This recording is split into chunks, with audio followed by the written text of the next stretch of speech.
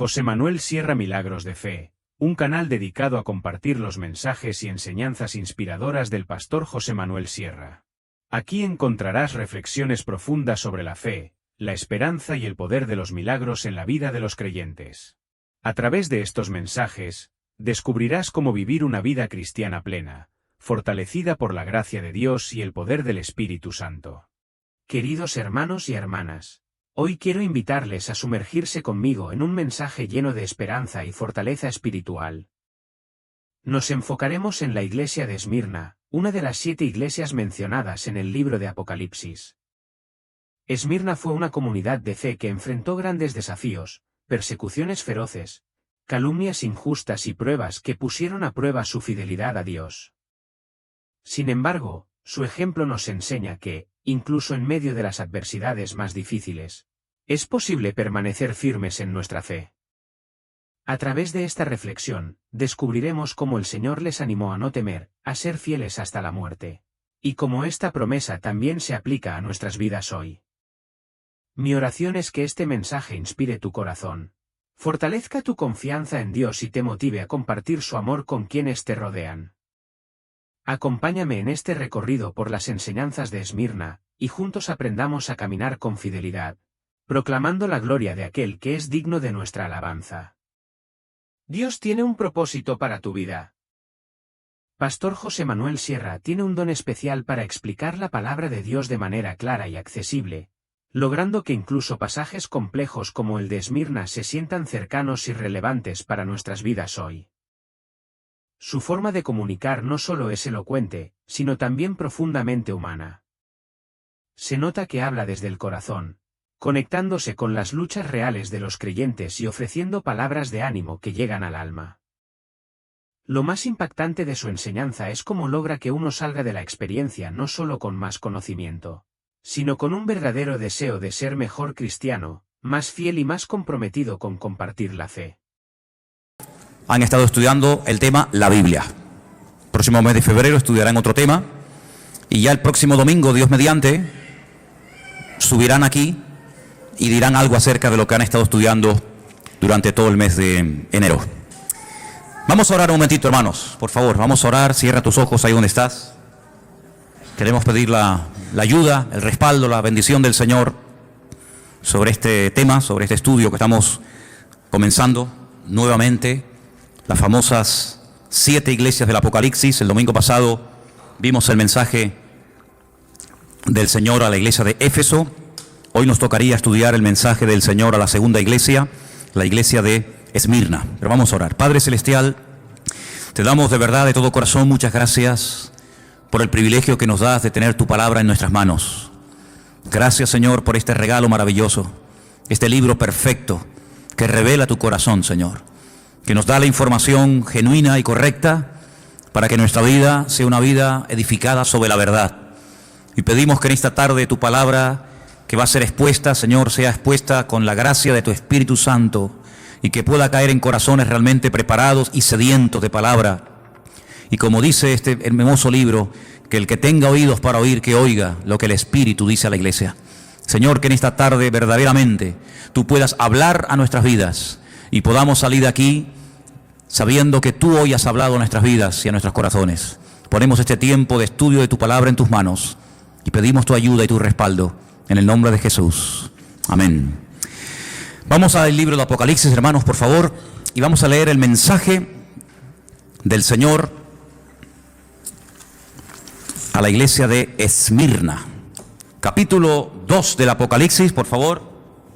Capítulo 2, del versículo 8 al versículo 11. Apocalipsis capítulo 2, del versículo 8 al versículo 11. Escríbele al ángel de la iglesia en Esmirna, el primero y el postrero, el que estuvo muerto y vivió, dice esto: yo conozco tus obras y tu tribulación y tu pobreza, pero tú eres rico, y la blasfemia de los que se dicen ser judíos y no lo son, sino sinagoga de Satanás. No temas en nada lo que vas a padecer. He aquí, el diablo echará a algunos de vosotros en la cárcel para que seáis probados y tendréis tribulación por 10 días. Sé fiel hasta la muerte y yo te daré la corona de la vida. El que tiene oído, oiga lo que el Espíritu dice a las iglesias. El que venciere no sufrirá daño de la segunda muerte. ¿Cuántos dicen amén? Gloria a Dios, gloria a Dios. Hemos dicho que el libro del Apocalipsis contiene la última y más amplia revelación acerca de la persona de nuestro Señor Jesucristo. Por supuesto que si lees los evangelios, Mateo, Marcos, Lucas y Juan, vas a encontrar muchísimos detalles y muchísimas cosas interesantes acerca de cómo hablaba, cómo predicaba, cómo bendecía y cómo ministraba durante sus años de ministerio. Pero el libro del Apocalipsis es fundamentalmente una revelación de detalles que no encuentras en ninguna parte de los evangelios más que en este libro sobre la figura de nuestro Señor Jesucristo. Así es que el apóstol Juan, que es el autor, el hombre que vivió más cerca del Señor Jesucristo que ninguna otra persona durante toda la historia del Nuevo Testamento, es una persona que casi ya está rozando los 100 años de edad. Lleva aproximadamente 70 años predicando el Evangelio. Conoció al Señor Jesucristo más o menos con 30 años de edad y ahora se encuentra en una isla, la isla de Patmos, una isla que tiene muy pocos kilómetros tanto de largo como de ancho, desterrado, dice él, por causa del Evangelio, por causa de la palabra de Dios. No está de vacaciones, no está de turista, sino que está condenado pues a morir de hambre, de sed, de frío o de soledad. Pero es allí, en medio de este caos, en medio de esta isla de piedra donde no hay prácticamente nada, donde el Señor Jesucristo se le presenta y lo primero que le dice es: no temas, no pasa nada, todo está bajo mi control. ¿Cuántos dicen amén?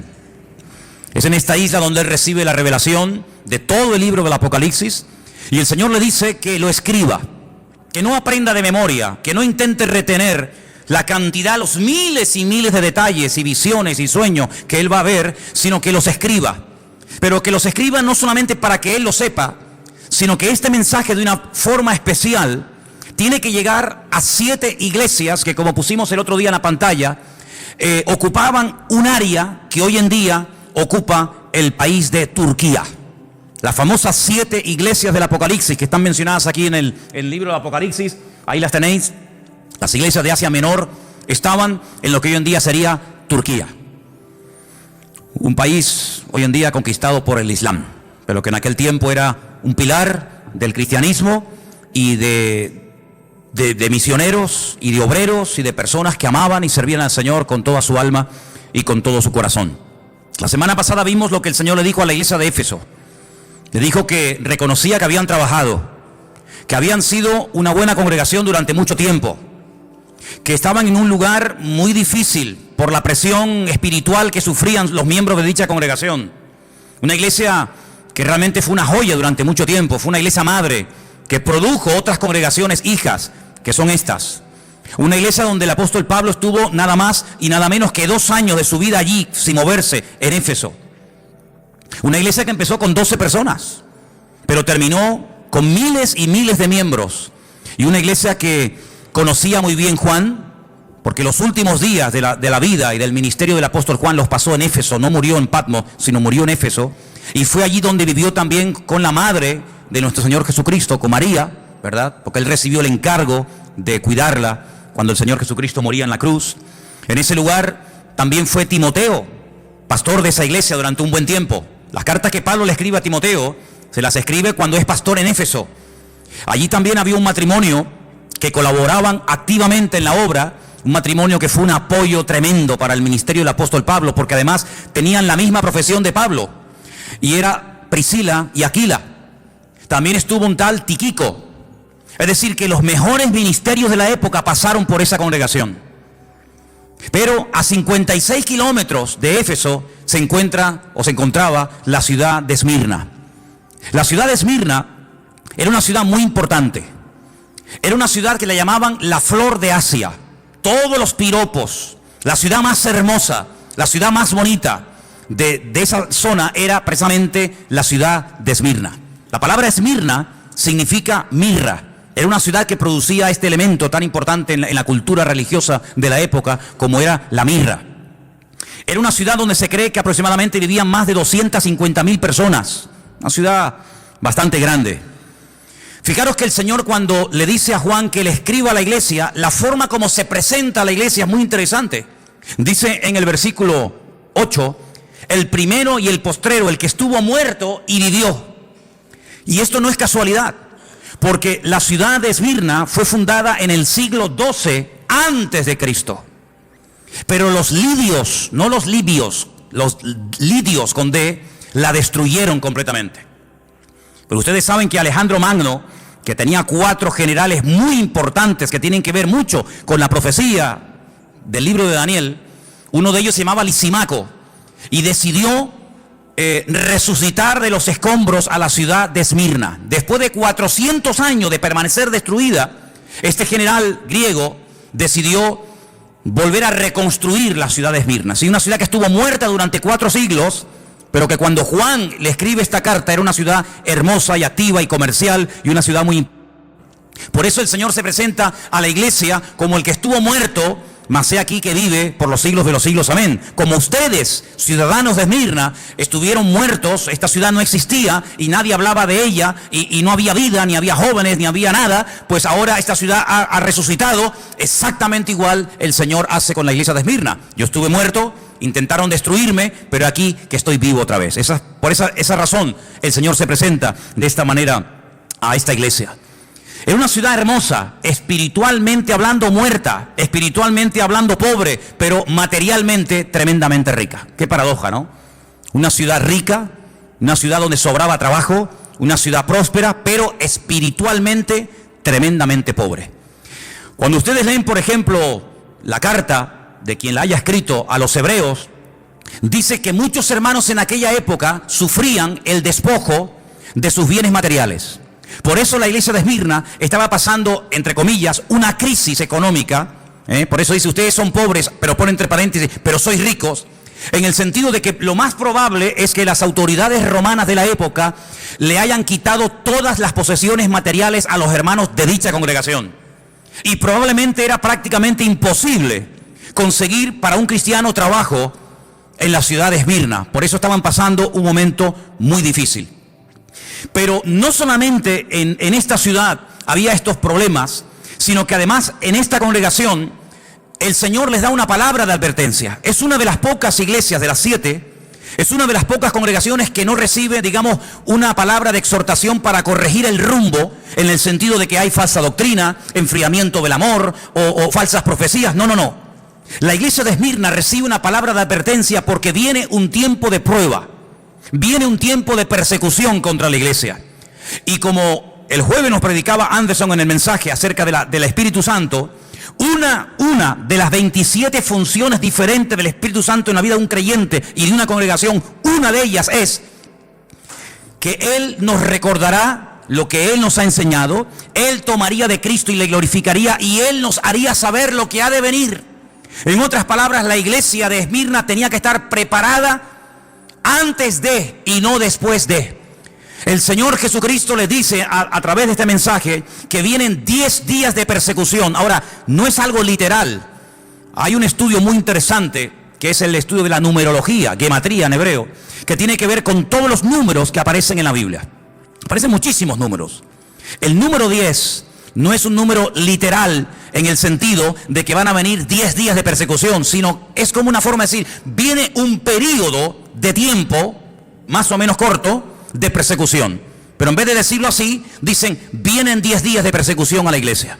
Pero no es que sean 10 días, lunes, martes, miércoles, jueves, y ya está, no. Sino es un periodo corto de tiempo. Eso es lo que significa, vienen 10 días de persecución.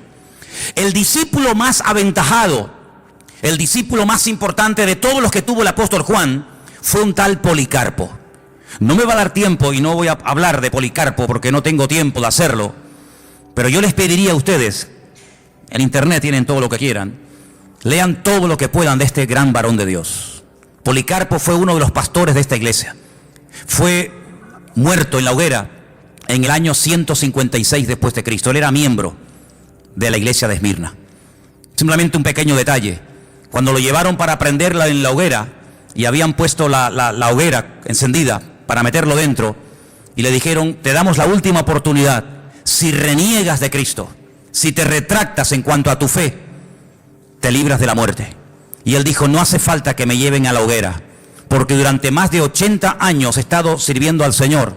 Jamás se ha portado mal conmigo, y en el último momento de mi vida no le voy a renegar. Y dice que él salió corriendo y se metió dentro de la hoguera, y de esa manera dio su vida por el Señor. Y esto fue en la famosa ciudad de Esmirna, la iglesia donde Policarpo asistía. Así que cuando leemos en el versículo 10 que viene tiempo de prueba, que viene tiempo de persecución a la iglesia no podía decir: es que no sabíamos nada. Yo nunca me olvidaré cuando un día, no sé cómo ni quién lo hizo, recibimos un correo, y fue un correo que muchas iglesias recibieron, de un pastor sirio. Un pastor de Siria mandó aquí una vez a esta congregación y a otras un mensaje. Y él decía: si nosotros hubiéramos orado más, cuando tuvimos tiempo para orar, si nosotros nos hubiéramos verdaderamente preparado y no hubiéramos perdido tanto el tiempo en cosas vanas y en cosas que no, al fin y al cabo no sirven para nada, hoy muchos de los hermanos de nuestra iglesia que han muerto como mártires estarían vivos. Pero no tuvimos tiempo, entre comillas, para oír la voz de Dios, para prepararnos. Y entonces bombardearon nuestra iglesia, quemaron nuestra congregación, mataron a muchos hermanos de la iglesia, porque no estábamos preparados. En el tiempo de libertad no nos preparamos, creyendo que este tiempo iba a durar siempre, y no nos hemos dado cuenta de que nuestro país está siendo destruido. Y la última comunidad del mundo de hermanos nuestros que todavía hacían el culto y leían la palabra y hablaban en los cultos en arameo, el idioma de los tiempos del Señor Jesucristo, pues prácticamente desapareció. Y me venía esto a la mente porque el Señor lo que hace a través de su siervo Juan es decir a la iglesia: prepárense, hermanos, que vienen tiempos difíciles, que vienen tiempos de tribulación, que vienen tiempos de prueba, pero no temáis. Como diciendo, todo está bajo control. El enemigo no podrá hacer con ustedes ni con nadie lo que quiera, sino que él irá hasta donde yo le permite llegar. ¿Cuántos dicen amén? Miren lo que dice el versículo 9, qué interesante. Yo conozco tus obras y tu tribulación y tu pobreza. Déjenme que les diga este dato, porque si en algún momento lo oyes o alguien te hace este comentario, quiero que tú ya sepas de antemano lo que te puede decir alguien. En la mayoría de los manuscritos que se han utilizado para traducir del griego al castellano este texto, en la mayoría, no en todos, en la mayoría de los textos, la palabra obras no aparece. Para que si algún día alguien te hace ese comentario, no te quedes con la boca abierta diciendo: ah, no, no. En la inmensa mayoría de los manuscritos el texto dice: yo conozco tu tribulación y tu pobreza. En muy pocos manuscritos aparece la palabra obras. Por lo tanto, es un detalle que tienen que tener en cuenta. Pero no varía el texto en absoluto. Yo conozco tus obras, tu tribulación y tu pobreza, y la blasfemia de los que se dicen ser judíos y no lo son, sino sinagoga de Satanás. Aquí la palabra tribulación, hermanos, no solamente es un tiempo de persecución, de matanzas, de martirio y de crímenes, sino habla también, hace referencia a un tiempo de presión, a un tiempo en el que será muy difícil vivir tu vida y tu relación con el Señor. Un tiempo en el que vas a tener que aprender a trabajar y a moverte y a servir al Señor bajo presión. Y es que cuando vamos a la palabra de Dios, encontramos que el Señor nos quiere enseñar y nos quiere capacitar para poder trabajar y para poder servir al Señor en todo tipo de situaciones. No solamente cuando hay aplausos y reconocimiento y abundancia, etcétera, etcétera, lo cual es muy fácil, sino que el Señor fundamentalmente está más interesado en preparar y en entrenar a su pueblo para la tribulación, para la presión y para las dificultades, que realmente para la prosperidad y para la abundancia. Y eso es lo que el Señor le está diciendo a la iglesia. Vienen tiempos en los que los creyentes en esta ciudad de Esmirna van a ser tremendamente presionados. Se van a sentir como gente pobre, como miserables, pero recuerden, ustedes son ricos. Porque la riqueza del creyente no depende de su patrimonio. Porque la riqueza del creyente no depende de lo que tiene, sino depende de lo que es y al Dios que sirve. ¿Cuántos dicen amén? Por lo tanto dice, ustedes se sienten como pobres. No tenemos dinero, no tenemos mucho poder adquisitivo, no tenemos muchos recursos económicos, pero olvídense de eso. Vuestra riqueza no es lo que tenéis, vuestro patrimonio, que nadie os puede quitar, dicho sea de paso, es la presencia y la gloria del Señor en vuestras vidas. Además dice que habla de la blasfemia. La palabra blasfemia se podía haber traducido, y yo pienso que hubiera sido una mejor traducción, por palabra calumnia. Es decir, vienen tiempos en los que a ustedes les van a levantar calumnias. Es decir, van a utilizar las autoridades contra vosotros, falsos testigos que os calumnien, para tratar de frenar el avance y desterrar definitivamente el testimonio de Jesucristo en la ciudad de Esmirna. Y uno dice, pero ¿cómo es posible todo esto? Te vuelvo a repetir, porque el Señor dice que para el mundo viene un tiempo de persecución para la iglesia, pero la iglesia lo tiene que tomar de un punto de vista de que está siendo probada por el Señor. Y dice la Escritura que la fe del creyente, tarde o temprano, sí o sí, tiene que ser probada por el fuego. Y una vez que sea probada, esa fe realmente sea una fe a prueba de bombas. Y sepa moverse en toda situación y en toda circunstancia, bajo presión, bajo libertad, bajo persecución o bajo lo que sea. Habla acerca de un tipo de personas en la ciudad de Esmirna que dice, se dicen judíos. Y esto tiene una doble interpretación. Unos comentarios dicen que cuando Juan emplea la palabra que hay personas que se dicen judíos, puede ser que efectivamente fueran judíos de raza, personas judías que se oponían al avance del evangelio y al establecimiento de la obra del Señor en Esmirna. Puede ser. Pero otros comentarios dicen que puede ser que eran personas con tendencias judaizantes. Es decir, personas que no eran realmente judías, pero que querían hacerse pasar por judíos. Y la pregunta, ¿y por qué se querían hacer pasar por judíos en aquella ciudad? Porque los judíos gozaban en Esmirna del beneplácito de las autoridades. Porque se cuenta que en un momento de la historia, cuando la ciudad quiso ser restaurada, quiso ser reconstruida, los judíos levantaron de su patrimonio personal enormes cantidades de dinero que le dieron a las autoridades romanas, y de esa manera recibieron el apoyo, el beneplácito de las autoridades. Y ser judío en la iglesia, en la ciudad de Esmirna, en la ciudad de Esmirna, pues era un punto a favor, pero ser cristiano evidentemente era meterte en follones. Por lo tanto, algunas personas que no eran judíos de raza, de etnia, se hacían pasar por judíos para que de esa manera no tuvieran problemas con las autoridades romanas, pudieran desarrollar sus actividades comerciales, pudieran conseguir trabajo, etcétera, etcétera. Por eso dice, los que dicen ser judíos, que puede ser que lo eran, o también puede ser que no lo eran, pero se hacían pasar por lo que no eran para no tener ningún tipo de problema. En otras palabras, cuando alguien se hace pasar por lo que no es, la Biblia utiliza un término muy directo, y es la palabra hipocresía. La palabra hipócrita significa uno que usa una máscara. La palabra hipócrita se utilizaba en el teatro griego, greco-romano, cuando los actores utilizaban caretas para ocultar la identidad y para hacer un papel que no era verdaderamente el suyo, no era la esencia propia de ello, pero a los actores se les llamaba en cierto sentido hipócritas, no como un término despectivo, sino simplemente como alguien que utilizaba un disfraz, una careta, para que no se les reconociera públicamente. Hoy en día la mayoría de los actores actúan a cara descubierta, pero en aquellos tiempos no era así el teatro, era diferente. Por lo tanto, lo que el Señor está tratando de decir aquí es que la iglesia no tiene que parapetarse, no tiene que esconderse, no tiene que disfrazarse de nada ni de nadie, sino que tenemos que ser lo que somos con todo orgullo para la gloria del Señor. ¿Cuántos dicen amén? Dice el texto que iban a ser perseguidos. Y yo quiero pararme aquí y decir varias cosas referente a esto. Nosotros en este momento, aquí en Europa, concretamente aquí en España, no estamos siendo perseguidos. Pero esto no fue siempre así. Esto no fue siempre así. El que ahora en este momento no queme nuestras iglesias, no echen a nuestros hijos de las universidades y de las escuelas, que nos dejen leer la Biblia, que podamos tener un culto con un cartel fuera y cantar y todo el barrio irnos, no siempre fue así. En este país ha habido persecución. España es un país bañado con sangre de mártires. España es un país donde han muerto miles de creyentes por la causa del Señor Jesucristo y por el Evangelio. No siempre fue permitida la lectura de la Escritura. Nosotros somos el resultado y el producto de muchos hermanos que pagaron un precio altísimo para que hoy en día nuestra juventud y nuestros niños, y nosotros incluidos, podamos disfrutar de esta libertad. Pero no siempre fue así, queridos hermanos. Y es que si tú estudias la historia de la iglesia desde que nació prácticamente hasta el día de hoy, la iglesia siempre en algún momento de la historia ha sido perseguida.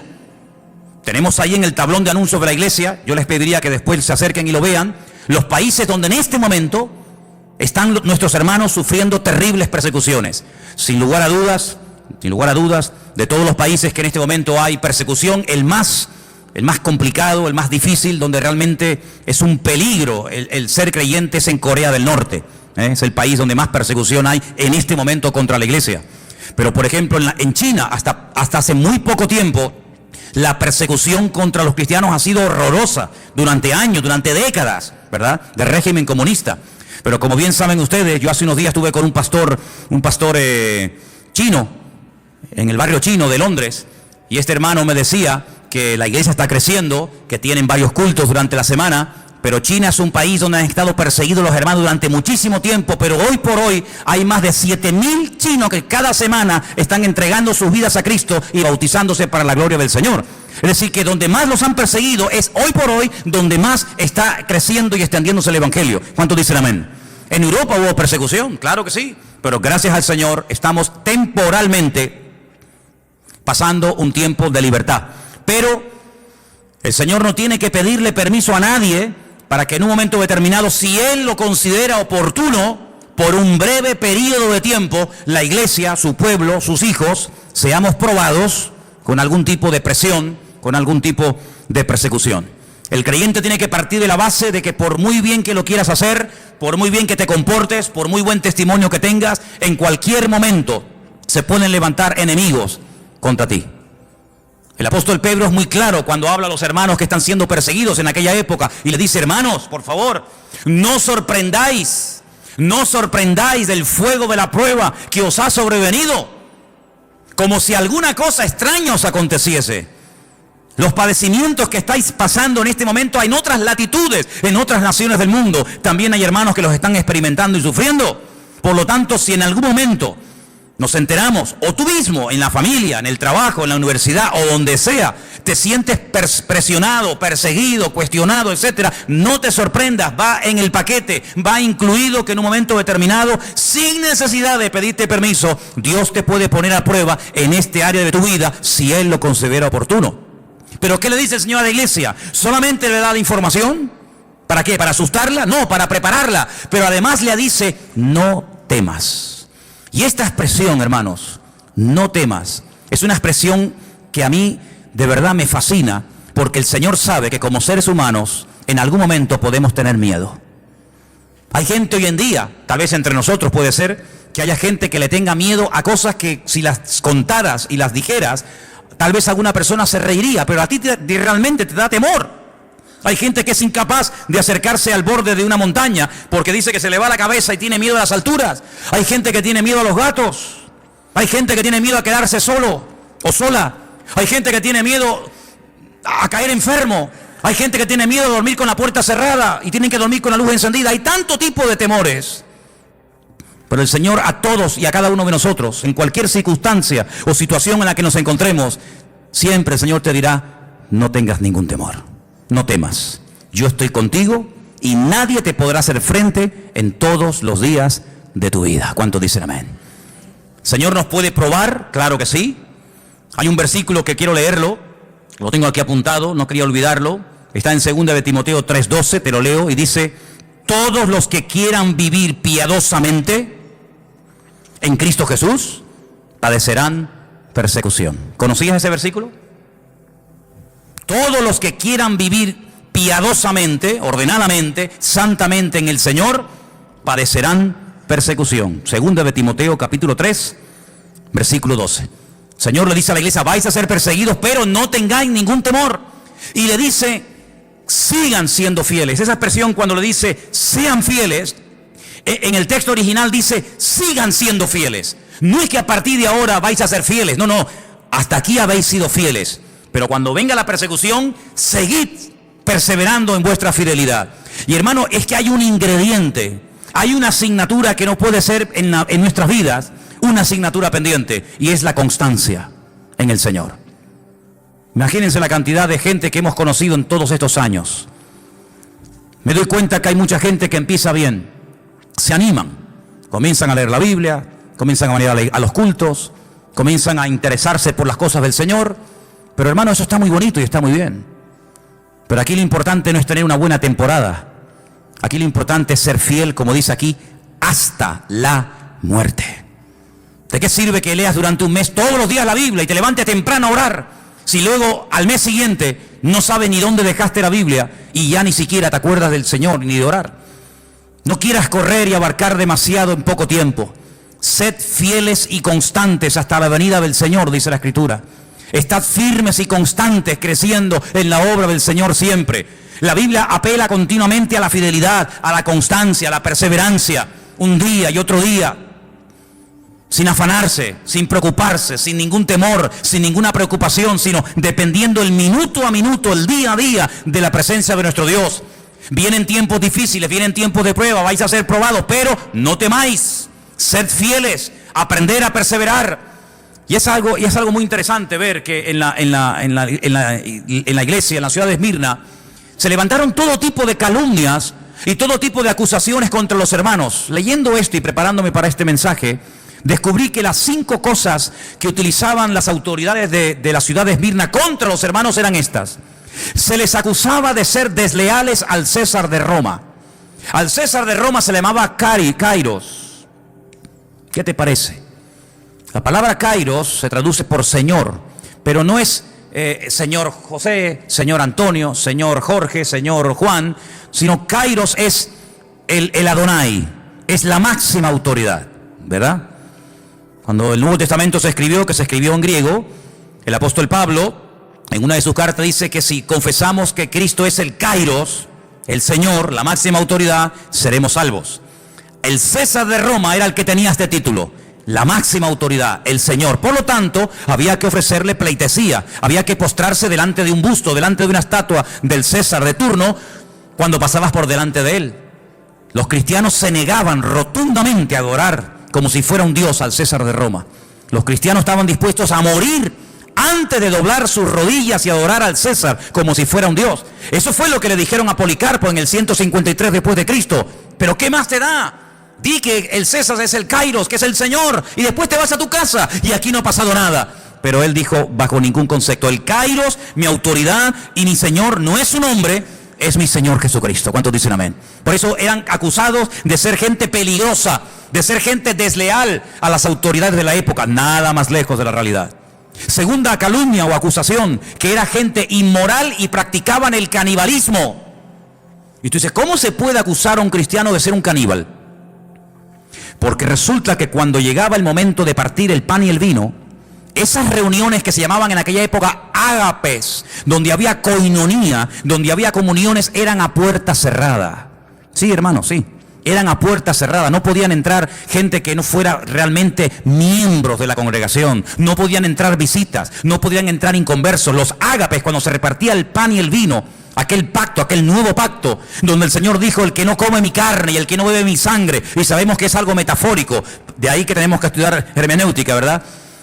No puede ser mi discípulo, no puede formar parte de mi familia, pues había extendido la idea de que hacían actos de canibalismo y comían carne humana y bebían sangre de seres humanos por las malas palabras traducidas o interpretadas del Señor Jesucristo. Y decían que esos actos eran como lo que hacían los romanos, orgías y lugares de promiscuidad sexual, y los acusaban de eso. Tercera calumnia o acusación, los acusaban de ateos, como si fuera un delito ser ateo. Pero como no eran politeístas, como no adoraban a Afrodita, ni a Apolos, ni a Júpiter, ni a ninguna divinidad de la época, sino que adoraban a un solo Dios y que encima no se le podía representar en forma de hombre o de mujer, los llamaban ateos, personas peligrosas, porque eran personas en contra de la religión establecida de la época. Los acusaban de incendiarios. Ahora pueden entender por qué Nerón les echó la culpa a los romanos de haber prendido fuego a Roma, lo cual no fue cierto, que lo hicieron los cristianos, sino fue él. ¿Por qué? Porque en los cultos se hablaba mucho acerca del infierno. Se hablaba mucho acerca de las llamas eternas del fuego del infierno. Y entonces les acusaban de que esta gente algún día le prendería fuego a las fortalezas romanas, a los templos romanos y a las ciudades romanas, y las terminarían destruyendo. Y finalmente los acusaban de romper familias. El evangelio a veces distancia y separa miembros de la familia. Seamos sinceros. La Biblia nos enseña que a veces cuando una persona se convierte, tus familiares por un tiempo, no siempre, pero por un tiempo, pueden llegar a convertirse en tus peores enemigos. Cuando yo me convertí y comencé a asistir a una pequeña congregación en Las Palmas, había una chica que se había convertido, que había sido drogadicta y había practicado un tiempo la prostitución. Y su padre delante de mí le decía, prefiero verte otra vez drogándote y prostituyéndote que yendo a esa iglesia a adorar a ese Dios y juntándote con esa gente. ¿Y cómo un padre le puede decir eso a una hija? Pues se lo decía, hermanos. Y a veces cuando tú te conviertes al Señor con toda la alegría, ¿verdad? Y con todo el gozo del mundo que conlleva el tener a Cristo en tu vida, vas a tu hermano, a tu sobrino, a tus hijos, a tu padre, a tu madre, a tu marido, y resulta que se te vuelven en contra. Y tú dices, pero ¿cómo puede ser esto? Te vuelvo a repetir, va en el paquete, no te sorprendas. Todos, o la mayoría de los creyentes que hemos aceptado al Señor, que no hemos nacido en hogares, entre comillas, de cristianos practicantes, como lo que consideramos hoy en día, hemos tenido que pasar por esas tribulaciones y por esas pruebas. Pero, ¿qué dice la Biblia? No temas, persevera, sé fiel hasta la muerte y el Señor te dará la corona de la vida. ¿Cuántos dicen amén? Hay un salmo muy bonito que dice, Señor, dame fuerzas para que no claudique y mi enemigo se ríe de mí diciéndome, ves, lo logré vencer.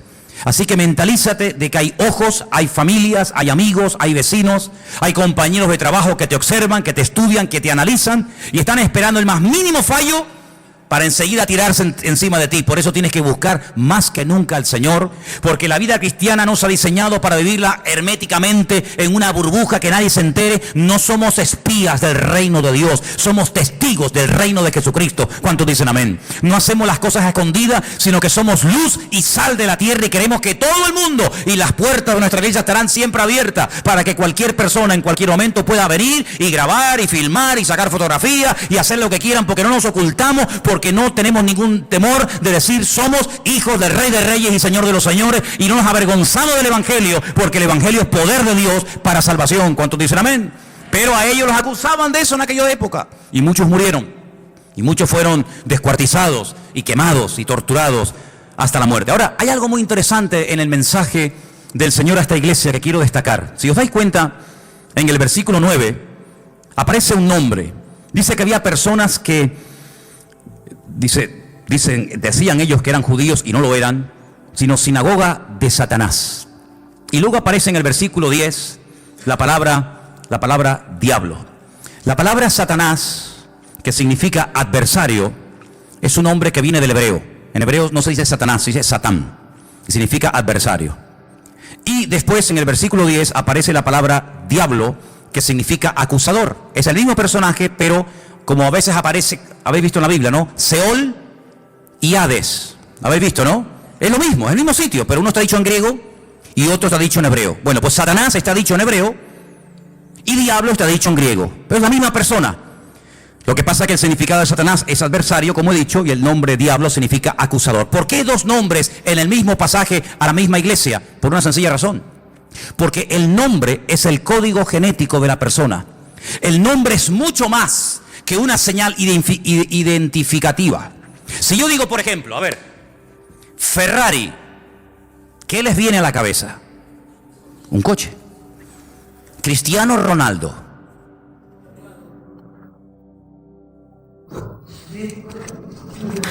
¿Sí o no? El nombre conlleva muchas cosas, mucho más que simplemente decir este es Juan, este es Pedro, este es Antonio. En la Biblia, la palabra nombre es Shem. Quédense con eso. Shem. La palabra alma es Neshama. Shem, Neshama. Nombre, alma.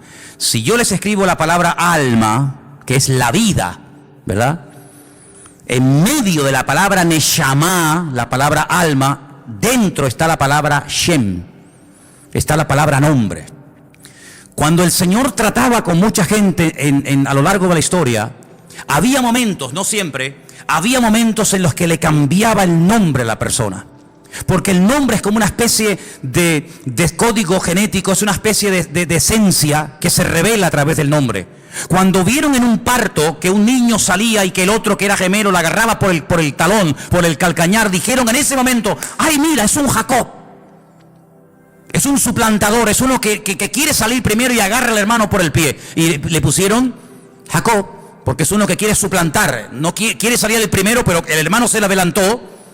Ya dije una vez que en la cultura hebrea el tema de los gemelos se explica con una botella. Si en una botella de cuello muy estrecho metemos una piedra y después volvemos a meter otra piedra, ¿qué piedra sale primero? ¿La primera que metió o la segunda? La segunda. Entró una piedra, se fue al fondo, metí otra piedra y se quedó encima de la piedra anterior. Luego la segunda que entró sale la primera y la primera que entró sale la segunda. Así se explica. en hebreo el tema de los gemelos. El primero en ser fecundado sale el segundo, y el segundo fecundado sale el primero. Jacob quería salir el primero y le agarra el tobillo a su hermano y le dijeron suplantador. Por eso la característica fundamental de la vida, de la esencia, de la personalidad de este personaje era que él siempre quería lo del otro. La bendición de mi hermano la quiero yo, el mejor lo quiero yo. Él siempre quería ir el primero. Cuando el Señor trata con él y le dice, es que así no puedes ir por la vida, porque el fin no justifica los medios, yo te voy a cambiar el nombre y nunca más te llamarán suplantador. Hay otro camino, hay otra forma, otra conducta en la vida que no es ni la mentira, ni la manipulación, ni la tergiversación, ni nada por el estilo, sino es un camino de obediencia, es un camino de santidad. Si tú quieres conseguir todo a lo bruto, puede ser que lo consigas, pero nunca podrás decir que fue el Señor el que te lo dio, sino fue tu fuerza, tu sabiduría, tu experiencia. De ahí que el Señor le diga al pueblo de Israel, cuidadito, cuando entréis en la tierra prometida, en la tierra de Canaán, cuidado que comiencen los rebaños a reproducirse y las cosechas a ser abundantes. Tengan mucho cuidado, no sea que caigan en el error, en la trampa de decir, mi fuerza, mi poder, mi sabiduría ha producido este imperio. No, Señor, ten mucho cuidado, porque antes de la caída es la altivez de espíritu y la soberbia. Como tú creas que el que suple tu necesidad es tu trabajo, eres hombre muerto, amigo. Como tú creas que tu experiencia y tu sabiduría es la que te ha ido abriendo camino en la vida, te estás atribuyendo la gloria a ti y se la estás robando al Señor. Lo que tienes, o se los atribuyes al Señor y nadie te lo puede quitar, o como tú te atribuyas la gloria, ten cuidado que lo que tanto sacrificio te costó conseguir, mañana cualquiera te lo puede quitar. Lo que Dios da, nadie te lo quita, pero lo que tú dices que tú has conseguido con el sudor de tu frente y con tu trabajo, ¿no os dais cuenta que Adán tenía que vivir del sudor de su frente? ¿Pero el creyente tiene que vivir del sudor de su frente? Dice, sí, no, Señor. Adán tenía que vivir del sudor de su frente porque tú te has desconectado de mí. Yo te di el paraíso, yo te di lo mejor y tú te has desconectado de mí, por lo tanto a partir de ahora te buscas la vida. Eso es lo que significa en versión Manolo Sierra, ganarás el pan con el sudor de tu frente. ¿No me quieres? Búscate la vida. A partir de ahora vas a comenzar a sudar. Conmigo no ibas a sudar nunca. A partir de ahora cuando sudes vas a decir, madre mía, ¿cómo cuesta sacar estas patatas? ¿Cómo cuesta conseguir este trabajo? Claro, pero cuando vamos al Nuevo Testamento encontramos que el modelo que Cristo nos enseña es otro. Dice, el justo por la fe vivirá. Tú eliges.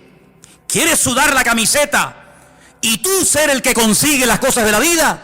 Adelante, amigo, no hay ningún problema. Pero si quieres te enseño otro modelo de vida y es depender del Señor. El pan nuestro de cada día, dánoslo hoy. Al fin y al cabo, ¿qué es más difícil? ¿Vivir por tu esfuerzo personal o vivir por fe? Bueno, habrá respuestas para todo. Pero cuando vamos a la palabra de Dios, nos encontramos que el Señor lo que quiere es que aprendamos a depender de Él, que nos conectemos a la fuente. ¿Y la fuente quién es? Nuestro Señor Jesucristo. ¿Cuántos dicen amén? Dile al que está a tu lado, ¿cómo quieres vivir tú? ¿Como Adán o como Cristo? Tú decides, amigo. Tú decides cómo quieres vivir. Seréis probados. No es malo ser probado. Es una buena señal. Es una buena señal. ¿Sabes cuál es una mala señal? Que no te esté pasando nada. ¿Sabes a quién no le pasa nada? ¿Sabes a quién no critican? ¿Saben a quién no calumnian? ¿Sabes quién nunca se siente mal si sube el petróleo o baja el petróleo? Si pierden el trabajo, ¿saben quién? Los muertos. Nunca vas a ver una manifestación de muertos en el cementerio de San Lastenia. No nos hacen caso, nos tienen aquí abandonados, metido en caja. No me traes flores, te has olvidado de mí, te has enamorado de otro hombre, te has enamorado de otra mujer. Los muertos no se quejan, porque nadie se mete con ellos, es con los vivos. Por lo tanto, el ser probado es una buenísima señal, querido. ¿Y probado en qué? ¿En qué fue probado Cristo? ¿En qué fue probado Cristo? Dice la Biblia, ¿en qué fue probado? ¿En qué? En todo. ¿Y tú crees que nosotros vamos a ser mejor que Él y no vamos a ser probados en todo? Si Él fue probado en todo, ¿qué garantía tienes tú de que Él no permita, si lo desea, en un momento determinado que tú y yo también seamos probados en todo? ¿Cómo vas a conocer la fidelidad de Dios si toda la vida vives en abundancia? Pero cuando vives en escasez vas a poder decir con autoridad, no desde la plataforma de la teoría, sino desde la realidad, el Señor es mi pastor y nada me faltará. yo sé lo que digo, ¿verdad? ¿Qué testimonio puede dar el enfermo que ha visto un toque de Dios en su vida, de decir, el Señor es mi médico divino, ¿verdad? Luego hay pruebas que fortalecen tu fe, hay pruebas que descubren la naturaleza del Dios al cual sirves, y la esencia del Señor no se conoce en la abundancia, sino se conoce en la prueba, porque la prueba es una bendición de Dios para la vida del creyente. Dios, como dije antes, no tiene que pedirnos permiso, todo está bajo el control de Dios, y lo importante no es el tiempo que Dios permita la prueba, sino la actitud que yo voy a tener durante el tiempo de prueba, porque la actitud es lo que marca la diferencia. ¿Cuántos dicen amén? Ahora, es interesante notar la recompensa de la iglesia. Fíjate, dice aquí en el versículo 10, no temas en nada de lo que vas a padecer, y aquí el diablo echará a algunos de vosotros en la cárcel para que seáis probados, tendréis tribulación por 10 días o un poco de tiempo, sed fiel hasta la muerte y yo te daré la corona de la vida. Tal vez a nosotros esto de la corona no nos diga nada, pero en aquellos tiempos a los atletas, ¿verdad?, se les coronaba con una corona de laureles, pero una corona, como dice la Biblia, corruptible. Te ponían una corona de laurel muy bonita sobre tu cabeza, sobre tu cuello, pero tarde o temprano se marchitaba. Era una corona corruptible, pero el galardón, la corona que el Señor le dará a sus hijos que sean fieles hasta la muerte, es una corona, dice, incorruptible. Y esta mañana cuando leía esto me dio algo, un vuelco en el corazón, porque la palabra iglesia está en plural en el versículo 11 y en todos donde lo leas. El que tiene oído, oiga lo que el Espíritu le dice a la iglesia. ¿Dice eso? No.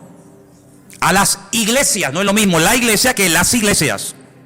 Es como cuando, por ejemplo, he oído gente que dice el versículo, a los suyos, Juan 1:11, a los suyos vino y los suyos no le recibieron. Yo a veces me quedo callado, no les digo nada, pero eso no dice la Biblia. Ah, no, no. Algunos dirán, no, en la mía sí dice eso. Yo me corto un brazo como el de la película de la noche, que la Biblia en suya no dice a los suyos vino, sino que la Biblia dice a lo suyo vino, y los suyos no quisieron recibirlo.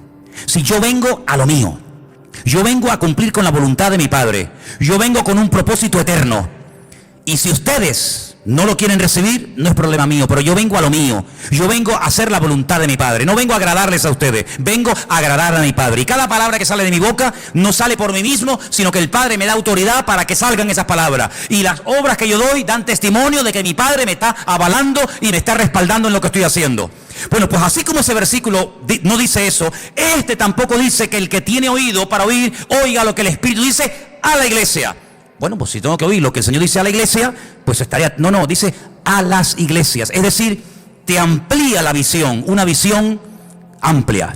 No una visión local, sino una visión universal. ¿Qué le está diciendo el Señor no solamente a mi congregación, a mi iglesia local, a la cual pertenezco, sino que le está diciendo el Señor a su iglesia, a sus congregaciones en todas partes del mundo? Cómo el Señor se está moviendo en estos últimos años en la iglesia a nivel general en el mundo.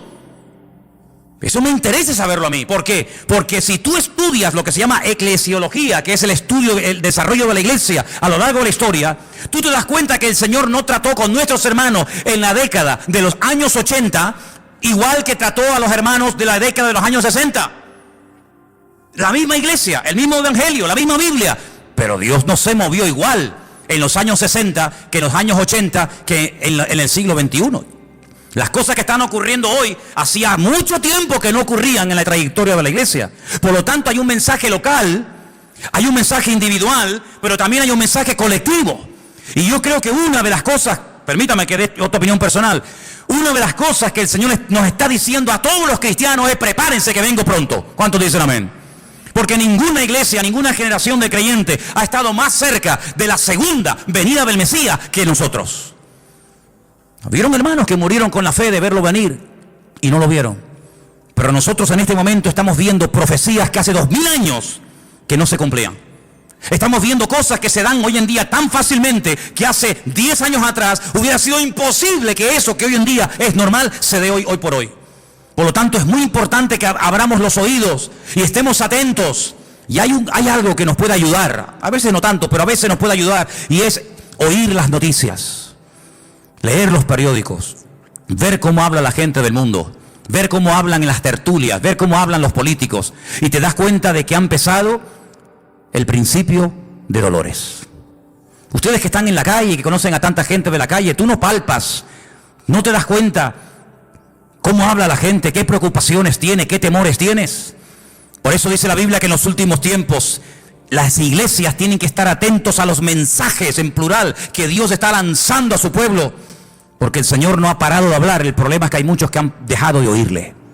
Y cuando una persona no le oye es porque o no quiere oír o porque es sordo. Y la iglesia no es sorda, pero hay creyentes que a veces no quieren oír ciertas y determinadas realidades. Ahora dice que la promesa para la iglesia es que les daría una corona de vida, pero algo muy interesante que le promete a esta iglesia, y es que no experimentarían, no sufrirían ningún daño de la muerte segunda. A lo mejor algunos de ustedes saben lo que es la muerte segunda, pero otros dicen, ¿cómo que la muerte segunda? Voy a ver si lo digo bien. El que nace una vez morirá 2 veces. El que nace 2 veces morirá una vez. Lo repito. El que nace una vez morirá 2 veces. El que nace 2 veces morirá una vez. ¿Lo habéis entendido? ¿Lo podemos decir juntos? A ver si vais a meter la pata. Venga. El que nace 2 veces morirá una vez. El que nace una vez morirá 2 veces. ¿Cuántas muertes hay? Bueno, vamos a leer en la Biblia. Que sea la misma Biblia la que nos hable. Apocalipsis 20:11. Vais a ver cómo lo vais a captar al momento, sin ningún problema. O de aquí salimos teólogos o salimos locos como cabras, ¿no? No hay término medio. Apocalipsis capítulo 20, versículo 11. Escuche, casi al final del libro. Vi un gran trono blanco y al que estaba sentado en él, de delante del cual huyeron la tierra y el cielo, y ningún lugar se encontró para ellos. Escucha, vi a los muertos, grandes y pequeños, de pie. A los muertos, sí, de pie, ante Dios. Los libros fueron abiertos, y otro libro fue abierto, el cual es el libro de la vida. Se hace mucha referencia al famoso libro de la vida. ¿Qué es el libro de la vida? El libro de la vida es el libro de familia de Dios. Ustedes tienen un libro de familia, ¿no? Y ahí aparece el nombre de los hijos, cuando nacieron. Pues Dios tiene un libro de familia, claro, imagínate cómo será el libro. El libro de familia de Dios se llama el libro de la vida. Hay otros libros, la Biblia habla de otros libros, sí, habla del libro donde se escribe lo que hemos hecho. El libro de las obras, ya eso está en el Antiguo Testamento. Pero luego habla del libro de la vida. Y otro libro fue abierto, el cual dice aquí es el libro de la vida.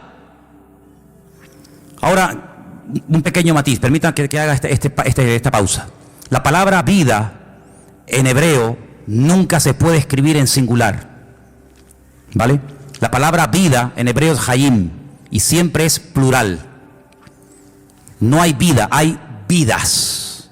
Es una palabra muy interesante porque la Biblia habla de varias vidas, no de esta vida efímera y pasajera, ¿verdad? Entonces es el libro de las vidas, pero bueno. Fueron juzgados los muertos por las cosas que estaban escritas, ¿dónde? ¿En el libro de la vida? No, en los libros. Luego hay libros de registro de nuestra vida, lo que hicimos y por qué lo hicimos y cómo lo hicimos. No es que yo hice tal cosa, pero ¿cómo lo hiciste, mijo? Quejándote, lamentándote, ¿qué te crees? ¿Que es el número de lo que hace, el número de cosas? No, es con qué actitud haces las cosas. Entonces fueron abiertos esos libros según sus obras. Y el mar entregó los muertos. Ahí estaba Miriam, Leonardo DiCaprio, el de Titanic. El mar entregó los muertos que había en él. Y la muerte y el Hades. Hades es en griego, lugar de los muertos. Seol, lugar de los muertos, es en hebreo, lo mismo. Entregaron los muertos que había en ellos. Y fueron juzgados cada uno según sus obras. La muerte, fíjate que es como un ente particular, ¿no? La muerte, no es algo abstracto. La muerte y el Hades, dos cosas diferentes, fueron lanzados al lago de fuego. Esta es la muerte segunda. ¿Te das cuenta? Esta es la muerte segunda. Y el que no se halló inscrito en el libro de la vida fue lanzado al lago de fuego. Cuando una persona nace, y todos los que estamos aquí tenemos en común que todos hemos nacido, unos en un lugar, otros en otro, unos de una manera y otros de otra manera, etcétera. Hemos nacido físicamente, de un padre, de una madre, pero ese nacimiento no nos permite entrar en la vida eterna. Por eso el Señor Jesucristo a Juan en capítulo 3 de San Juan, lo pueden leer después en casa tranquilamente, les dice: mira, Nicodemo, déjate de historias. No, es que yo sé que tú has venido de Dios porque nadie puede hacer, que te dejes de historia. No quiero piropos, no quiero que me estés haciendo la pelota, Nicodemo. Si no naces de nuevo, no puedes entrar en el reino de los cielos. Nicodemo dijo: ¿qué? Abraham nunca habló de esto, ni Moisés, ni David, ni Jeremías, ni Salomón. Nacer de nuevo, ¿eso qué es? Me estás diciendo que si no vuelvo a nacer del vientre de mi madre, no puedo entrar en el reino de los cielos. Y el Señor le dice: ¿y tú eres maestro de Israel? ¿Y no entiendes esto? ¿Por qué tipo de maestro eres tú? Lo que es nacido de la carne, carne es. Y lo que es nacido del espíritu, espíritu es. Vamos a ampliar el concepto. Pablo escribe una carta a los Efesios y les dice: Él, el Señor, os dio vida cuando estabais muertos en vuestros delitos y en vuestros pecados. No solamente de muerte se muere, no solamente una persona está muerta cuando lo llevas al cementerio y lo entierras, sino que hay personas que comen, hablan, respiran, dan discursos políticos, dan clases en la universidad, tienen familia y están muertos espiritualmente hablando, ¿se sobreentiende? Porque somos espíritu, alma y cuerpo. Cuando el alma se separa del cuerpo, pierdes la vida física. Pero cuando el espíritu se desconecta de Dios, aunque tengas vida física, espiritualmente hablando, estás muerto, querido. Y cuando el Señor viene a nuestra vida, Él que dice: yo soy el camino, la verdad y la vida. Y hasta que Cristo no esté en tu corazón, aunque seas el hombre más famoso e importante del mundo, espiritualmente hablando, tú estás muerto. Por eso, si no naces de nuevo, no puedes heredar la vida eterna. Porque si nosotros heredásemos la vida eterna por nuestro nacimiento natural, por nuestro nacimiento físico, ¿para qué tuvo que venir Cristo a morir por nosotros en la cruz? Si ya simplemente por el hecho de nacer ya soy salvo, entonces ¿qué necesito yo de salir por las calles y predicar el evangelio a nadie? ¿Qué necesidad tenemos de que Cristo viniera a este mundo? Ninguna. Pero no te das cuenta que cuando Adán se desconectó, cuando Adán se quedó sin la cobertura del Creador, quedó a la deriva. Sí, comía, tenía hijos, se reproducía, tenía amigos, viajaba, cantaba, bailaba, pero estaba espiritualmente muerto. Pero cuando se vuelve a producir la unión, la conexión entre el Creador y la criatura, ese espíritu que quedó desconectado, ese espíritu que quedó muerto, ¡pum!, vuelve otra vez a la vida. Y eso es lo que la Biblia llama nacer de nuevo.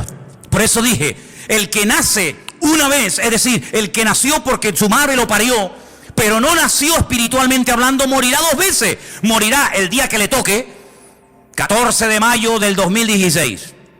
Hasta ahí llegó Juan Palomo. Ahí se murió. Pero ese hombre resucitará algún día y se presentará delante de Dios, ¿sí o no? Y el Señor abrirá el libro y dice: a ver, ven para acá, ¿cómo te llamas? Juan Palomo. Juan Palomo. O Juan Bochugo. No, Juan Palomo no aparece aquí. ¿Cómo que no aparece ahí? Pero si yo era el director de la Caixa, y yo era el catedrático, y yo era... Sí, pero es que aquí no aparecen títulos. Pero si yo di 1 millón de euros a Cáritas, que es que aquí no aparece en este libro lo que hiciste. Juan Palomo, por J, ¿verdad? Sí, si no tenía Juan. No aparece. Condenado a muerte. Otra vez morir. La segunda muerte. La primera ya la tuviste el 14 de mayo del 2016. Ahora otra vez tendrás que morir eternamente. Porque cuando un vecino te fue a regalar una Biblia, te burlaste de él. Porque cuando alguien te invitó a la iglesia, pasaste olímpicamente, dijiste que te ibas a ver el Tenerife con no sé quién. Porque no tuviste tiempo, porque eras el tío más ocupado de la tierra, porque tenías tiempo para todo y para todas, menos para Dios. Entonces ahora vas a morir otra vez, pero de esta no te escapas, amigo. Entonces el que nace una vez, muere 2 veces, el día que te toca y cuando el Señor te juzgue en su presencia. Pero si tú naces 2 veces, yo nací el 2 de octubre de 1961 en Caracas, Venezuela. Yo nací una vez, pero hace no sé cuántos años atrás alguien me habló de Cristo y yo le dije, Señor, cámbiame la vida, yo acepto a Cristo como mi Señor y mi Salvador personal, y ese día en Las Palmas yo volví a la vida, volví a nacer de nuevo.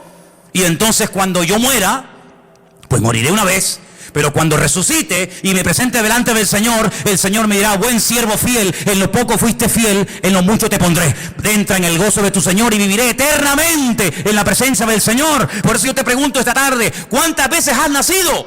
Una. Ay, amigo, no te queda nada. ¿O has nacido 2 veces? El nacimiento físico nos mete en el planeta Tierra.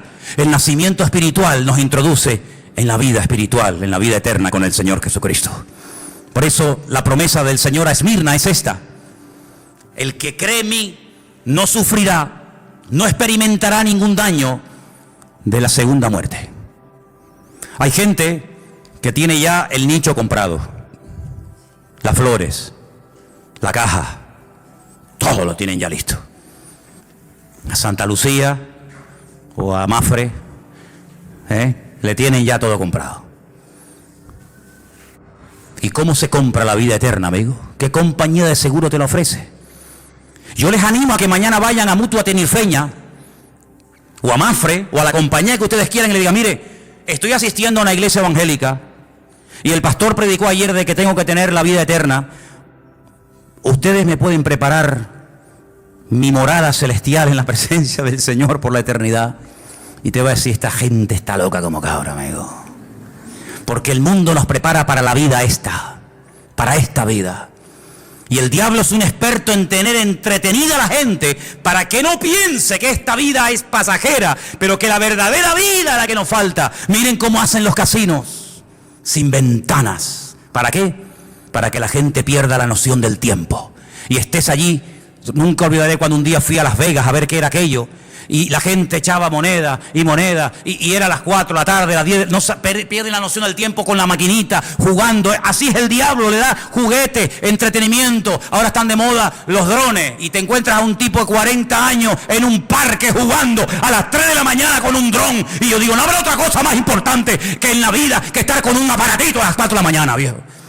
Y este era el regalo para el niño. ¿Qué niño? Era para él. Pasa con el cuento del niño, se lo compró para él. 4 de la mañana allí, ¿qué hace? No, aquí jugando. Y yo digo, increíble, hermano. Se le va la vida jugando a los machanguitos. Pero el diablo es un experto en ponerle orejeras a la gente y que no mire para atrás. Y que no sepas que mañana esa esquela que lees en el periódico puede ser la tuya y sea demasiado tarde. Un hombre se dio cuenta demasiado tarde. Y dice que cuando se vio en el Seol, cuando se vio en el Hades, en tormento, y miró para arriba y vio allí a Lázaro, y vio a Abraham, le dijo, Padre Abraham, manda a alguien que me moje, que me eche un poco de agua encima, porque estoy en tormentos. Y le contestaron y le dijeron, hay una gran cima, hay una gran separación entre tú y nosotros. Ni vosotros podéis pasar aquí, ni nosotros podemos pasar allá. Es demasiado tarde, querido. Tú tuviste tu recompensa en vida, y este pobre la tiene ahora en la segunda vida. Bueno, pues entonces ya que yo no tengo remedio y ya que yo no voy a salir de aquí, estoy condenado eternamente. Ahora me acuerdo que tengo una familia enorme y un montón de hermanos. Manda, Padre Abraham, a alguien a mi casa para que le dé testimonio, para que no vengan aquí conmigo, porque para mí sería terrible ver aquí conmigo a mi padre, a mis hijos, a mis primos, a mis hermanos. Y Abraham le dice, a los profetas tienen, Abraham tiene, a Moisés tienen, que lean la escritura y a través de la escritura, a través de la palabra pueden llegar al conocimiento de la verdad. ¿Tú estás preparado para ese momento? Uno lo ve muy lejos, ¿verdad? Uno dice, pues si tengo 20 y pico, ni siquiera tengo 30 años. Veo tan lejos, sí, hermano. Pero la iglesia de Esmirna, el Señor le dice, vas a pasar dificultades, vas a pasar persecución, pero si ustedes son fieles, si ustedes perseveran hasta el final, hasta la muerte, yo les daré la corona de la vida. Y amados, yo quiero que en esta tarde cerremos nuestros ojos un momento y te hagas esta pregunta, que es la pregunta más importante de toda tu existencia. ¿Tú le has entregado tu vida al Señor Jesús? Y no te pregunto si estás viniendo aquí a la iglesia, lo cual sí está muy bien, muy bonito y es muy importante. No, yo no te pregunto eso. Hay muchos cultos a los que el diablo va también. Hay muchas congregaciones a las que el diablo le gusta ir. Y no te pregunto si vas a una iglesia, si das ofrendas, si cantas. No, yo no te pregunto eso. Yo te pregunto si tú verdaderamente eres salvo y le has entregado tu vida al Señor Jesús. Porque si tú no le has entregado tu vida al Señor Jesucristo, tú arderás eternamente en las llamas del infierno, amigo. Y me da igual si usted cree o no cree en esto. Es la pura realidad y es la palabra de Dios. Y cuando ese libro sea abierto, si tú no le has entregado tu vida a Cristo, tú recordarás toda la vida el mensaje que hoy aquí en Garcilaso de la Vega tú oíste. Donde el Señor te confronta y el Señor toca y llama a la puerta de tu corazón y te dice: yo quiero ser tu Señor, quiero ser tu Salvador, quiero que nazca 2 veces para que mueras una sola vez. Y en la primera vez que naciste tú no tomaste parte activa alguna. Pero en esta segunda vez tú sí puedes decidir cuándo y dónde vas a nacer.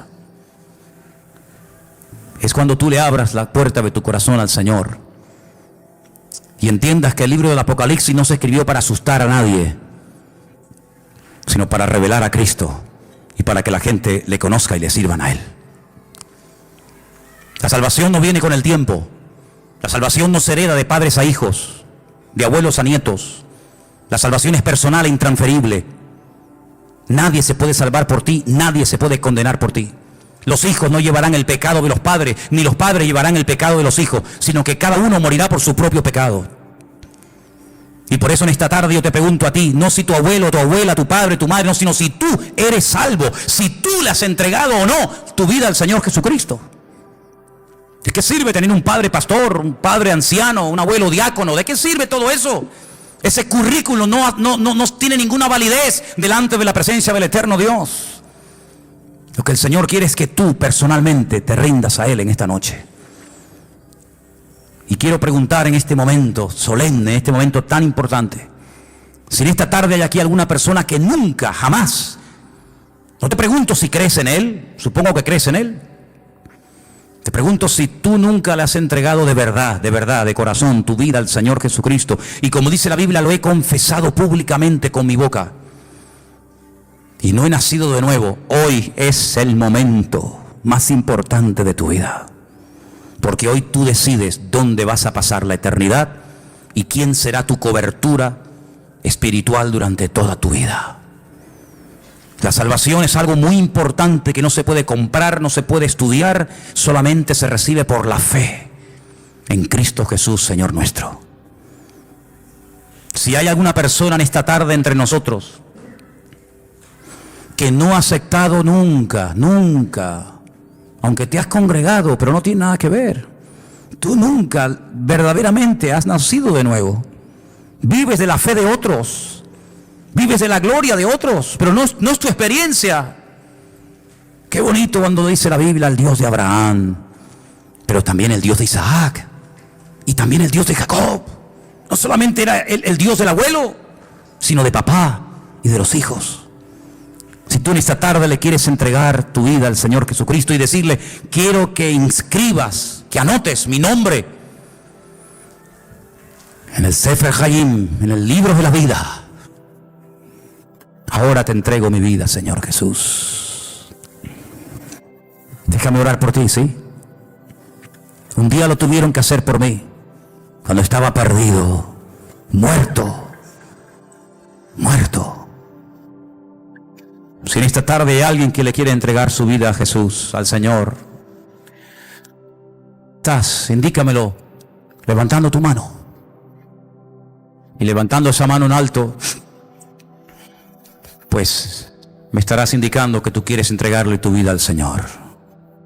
¿Hay alguien que en esta tarde le quiere entregar por primera vez su vida al Señor Jesús? Aleluya, Jesús.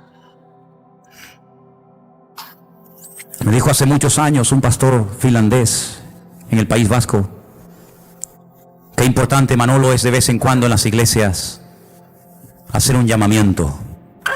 Imagínate que hubiera una sola persona en esa reunión que quisiera entregarle su vida a Cristo. Así que si en esta tarde hay alguna persona que le quiera entregar su vida a Cristo, pues ahora es el momento. ¿Hay alguien más? ¿Hay alguien en esta tarde?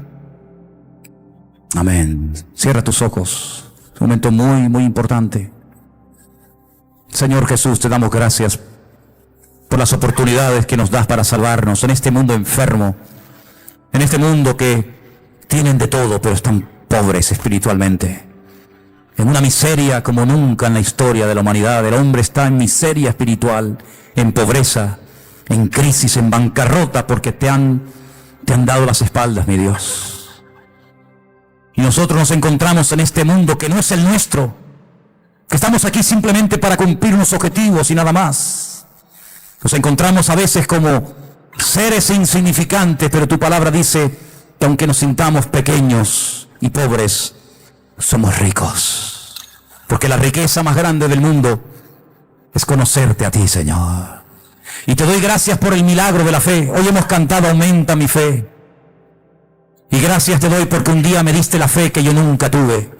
La fe que nunca pude aprender en casa. La fe que no aprendí en el hogar. Te doy gracias porque tú me la diste, Señor. Y es un milagro, lo reconozco. Es un milagro que hoy en día haya hombres y mujeres de fe. Pero te pedimos en esta tarde, Señor, aumenta nuestra fe. Y Señor, permítenos durante este año 2016, Señor, permítenos hablarle a mucha gente, a muchos jóvenes, a muchas personas del motivo por el cual tú viniste a este mundo. Bendito seas. Aleluya. Aleluya, Jesús. Quiero que estés orando en este momento. Es un momento para estar orando. Ahora todo el mundo tiene que estar orando para que en esta semana el Señor nos dé oportunidades para hablarle a alguien del Señor. Hazte con una Biblia, con un Nuevo Testamento, con algún folleto de la iglesia, que los hay. Y pídele al Señor esta semana poder hablarle a alguien del Señor. Que no pase, por favor, esta semana sin haberle hablado a nadie de Cristo. A ese amigo que conoces, a ese compañero de trabajo, a ese vecino, a ese hombre que saludas cada día, que tal vez mañana lo verás, pero dentro de una semana habrá dejado de estar en este mundo. Háblales, sé atalaya de Dios, sé trompeta de Dios. Anuncia las virtudes de aquel que te llamó de las tinieblas a su luz admirable. Aleluya. Gracias, mi Dios. Ora y pídele al Señor. Pídele al Señor que te use en esta semana para llevar almas a los pies del Señor Jesús. Aleluya. Oh, gloria a ti. Te adoramos, sí, Señor. Ahora se bendiga, iglesia. Vamos a orar al Rey.